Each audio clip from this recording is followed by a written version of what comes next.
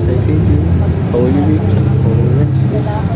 At nais ko sanang i-share sa inyo na since the Holy Week, gusto ko sana muna tayo, mag-reflect at pag-meditate sa mga ginagawa natin. Alam ko po na hindi naman po ako Christian, Catholic, asa po akong Hindu. Naniniwala din po ako na may Diyos, na may maraming anyo, pero isa lang siya.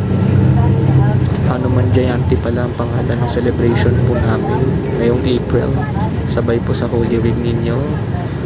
At nais ko rin po na ipakita po sa inyo na kung gaano ganda ang araw pong ito. Nais ko po siyang i-share sa inyo ang basbas ni Hanumanji. Jai Shri Ram.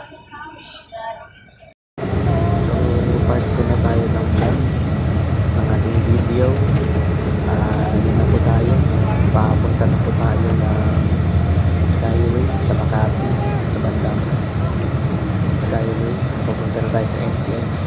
Nasa Pasay parang po tayo. So, nais ko po siyang i-share sa inyo na yung blessings po ni Lord naman. Siya po ay Diyos ng Espiritualidad. Siya po ay avatar ni Lord Shiva. Diyos na mapangaring sa lahat. At devoto ni Shri Ram. So, sino ba ito si Hanumanji?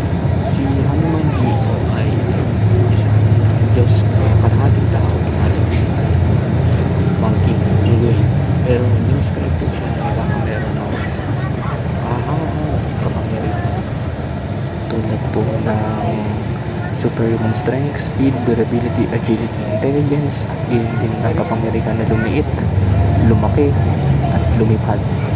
Siya po ay very omnipotent God na nagbibigay ng blessings at nagpapalayas ng kademonyohan, mga demons sa atin.